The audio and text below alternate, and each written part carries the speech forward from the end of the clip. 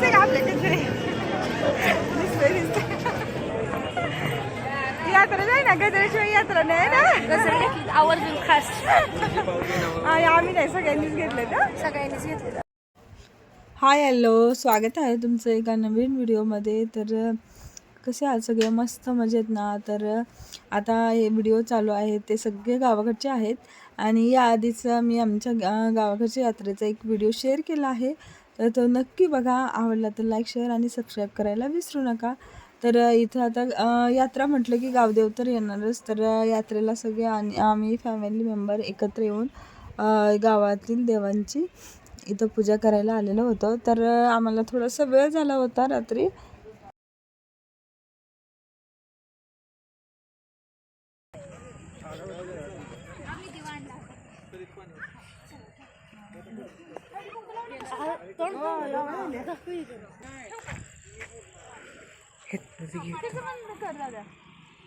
आणि खरंच असा गावदेव करायला खूप छान मस्त मजा वाटते.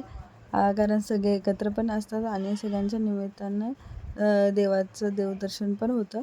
आणि हे देवाचं दर्शन जणू असं वाटतं की म्हणजे आमचे जर सगळे फॅमिलीवाले एकत्र आले ना, तर जणू नाही कोणत्या जर लग्नातलं गावदेव असतं ना त्यासारखं वाटून जातं. कारण एवढे सगळे एकत्र आहे, त्यामुळे जास्त माणसं असले की वाटतं की गावदेव आहे की काय लग्नाचं. मग असं प्रत्येक गावातील असताच देव काही जवळजवळ नाही. मंदिरं जर आमचे खूप लांब होते.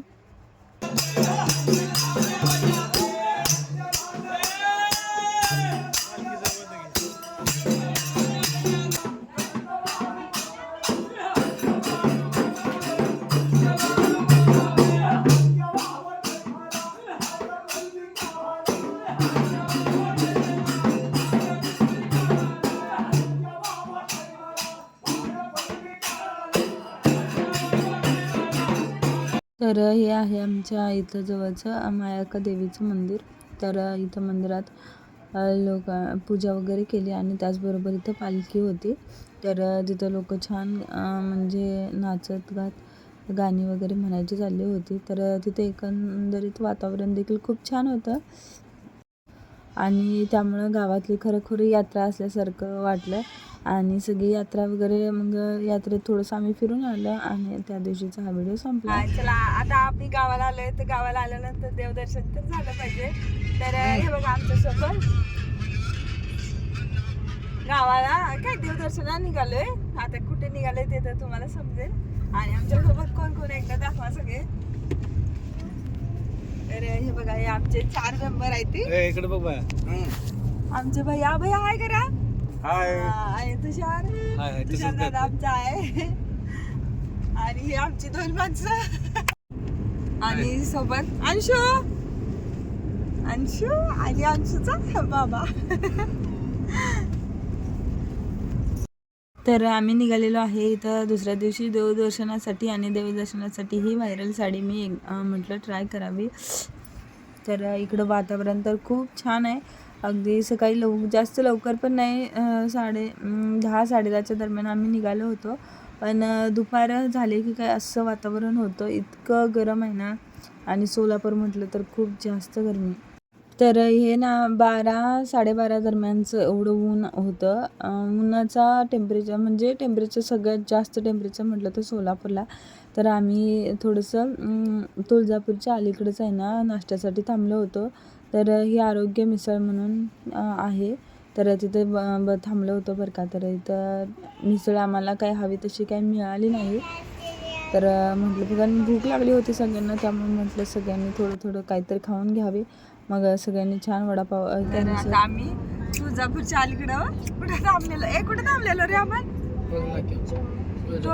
टोल नाक्यावर. तर तिथं मिसळ खायला थांबलेलो बरं का. आणि कुणी सजेस्ट केलेली तुझं भैयानी केलेली का मिसळ केलेली? नाही भैया तुम्हीच केलेली ना?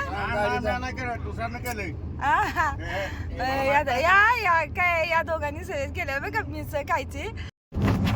तर सगळ्यात जास्त टेम्परेचर असणाऱ्या भागात आहे आम्ही. तर सोलापूरकर आहेत का? सोलापूर आले जर ब्लॉग बघत असतील तर सगळ्यांना हाय. आणि आता आम्ही पुढे निघालोय देवदर्शनाला. तर आता पुढचा किती वेळ लागतोय काय माहिती आता, कारण आता उन्हाळा वगैरे आहे, सुट्टी असणार त्यामुळे तर आता दर्शनाला जास्तच रांगा असणार आहे. तर आता आम्ही एवढ्यावरून कुठे चाललोय निघाले ते तुम्हाला समजलं असेल. एवढं ऊन आहे, एसीच्या गाडीत बसलं तरी माणसाला घाम येते. तोपर्यंत आमच्या इकडं आता हे चेंज झाले, ते तुषार चालत होता. आता त्याच्यानंतर भैया भैया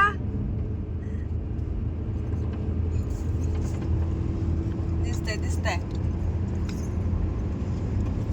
आणि हा आहे तो तुळजापूरला जातानाचा घाट. तर म्हटलं तिथलं थोडंसं घ्यावं व्हिडिओ. पण सगळं वातावरण आहे ना खूप छान, फक्त ऊन जास्त लागते.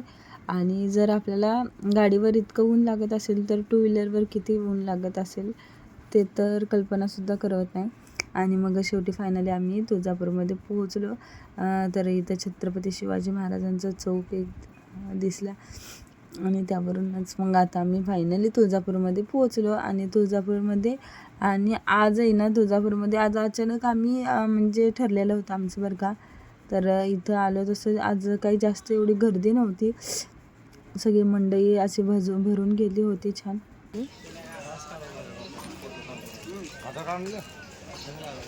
तर तुळजापूरमध्ये हे घेतला मी गजरा.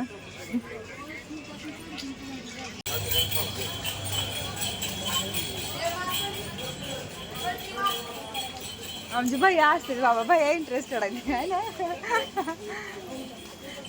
भैया आपल्याला दर्शन मिळेल का? हा, आणि गर्दी आहे ना, आता गर्दीचं काय होतंय काय माहिती. आता जास्त गर्दी, बाजारपेठ सगळे पूर्ण भरून गेले.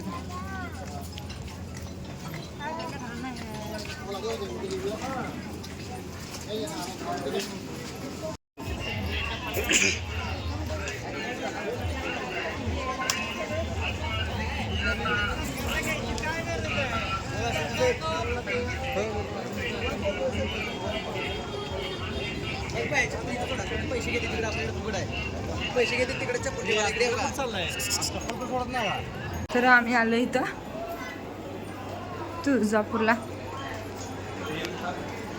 काय घेतो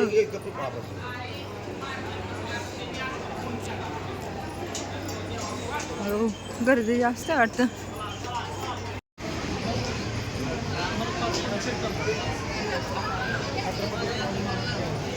आ कुठे इथून? तर माझी बऱ्याच दिवसापासूनची इच्छा होती की आम्ही सोबत दोघांनी देवदर्शनाला जायचं. माझं तर देवदर्शन घरच्यांसोबत जाणं येणं होतं, पण यांचं कधी माझ्यासोबत होत नाही. पण यावर्षी आमचा योग आला, तर देवाच्या मनात असेल तर होऊन जातं बरं का. तर इथं मग देवदर्शनासाठी आम्ही आहे ना एक पूजेचं सगळं ताट काय म्हणतात वर्षातून एकदा तरी करायचं. तर त्याच्यासाठी सगळं साडी चोळी आणि नैवेद्याचं ताट हे सगळं अर्पण देवीला अर्पण करायचं होतं. आणि त्यासोबतच मग बाहेरून आरती वगैरे केली देवीची. तर तिथं गेल्यानंतर तुम्ही वर्षातून एकदा तर आपल्या देवीचा मान सन्मान करावा.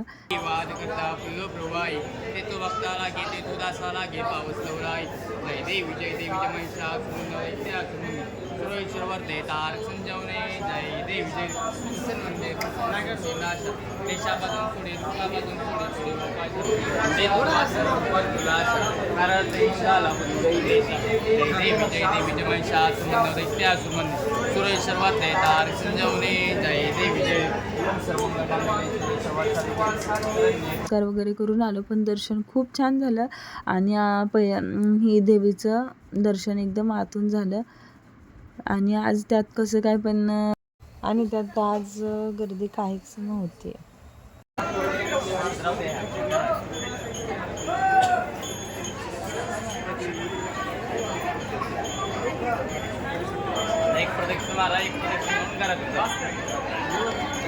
आणि इथं असलेला हा यज्ञ मंडप आहे. तर याची माहिती काही मला माहिती नव्हती. तर या यज्ञ मंडप आहे, तिथूनच आपल्या गावातील जेव्हा नवरात्री असते किंवा नवरात्रीच्या वेळेला ज्योत आपण इथूनच घेऊन जातो, हे मला तिथं गेल्यानंतर समजलं. तर इथं ज्योत ही कायम चालू राहत असते.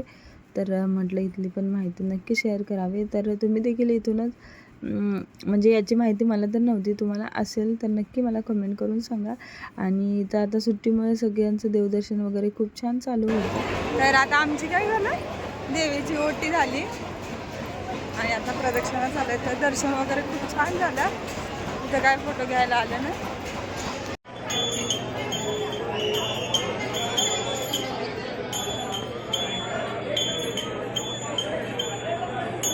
आणि तुळजापूरमध्ये असलेलं हे कल्लोळ श्री कल्लोळ तीर्थ. तर इथं प्रत्येक भक्त येणारा आवर्जून आंघोळ किंवा हातपाय वगैरे धुवूनच जात असतो. तर त्यानंतर मग आता तुळजापूरला देवीला दर्शनाला आलो. तर तिथं बांगड्या तर कंपल्सरी भरूनच जातात. आणि ह्या मावशी होत्या, त्या पण खूप छान व्हिडिओला इंटरेस्टेड होत्या बरं का. त्यांनी पण छान व्हिडिओमध्ये त्या छान म्हटलं, मला आवडतं व्हिडिओ वगैरे घ्यायला. मग त्यांचा पण थोडासा व्हिडिओ घेतला. आणि आज बघितलं का, आज काहीच एवढी गर्दी नव्हती, त्यामुळे बाजारपेठ अगदी निवांत होती. आणि बहुतेक दुपारी ऊन जास्त असते, त्यामुळे पण येणं जाणं कमी असेल की काय माहिती.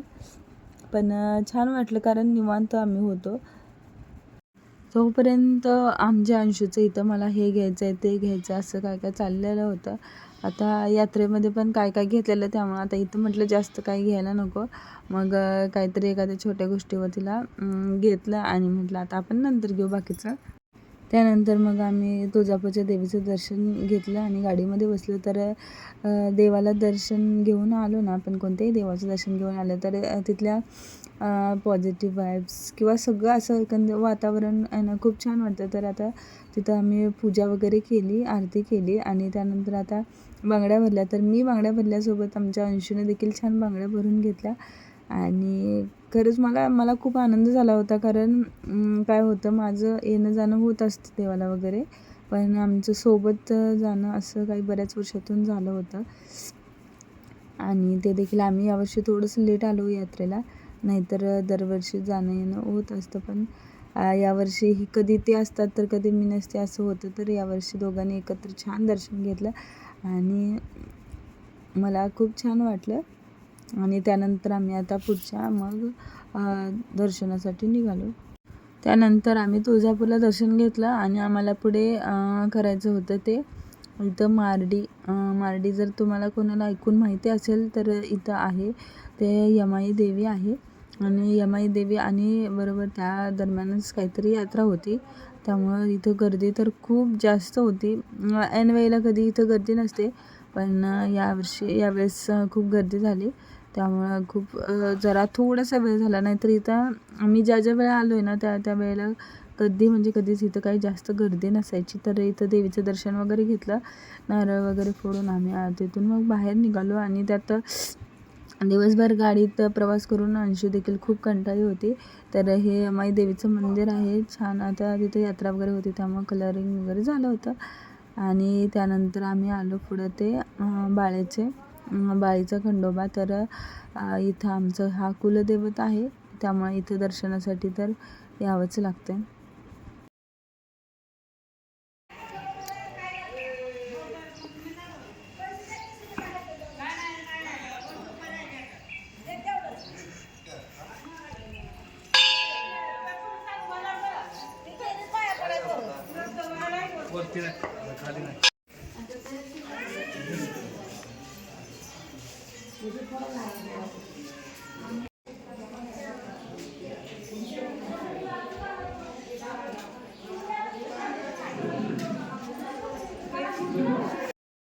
त्यानंतर आमचं आता सगळं देवदर्शन हे झालं. देवदर्शन खूप छान झालं.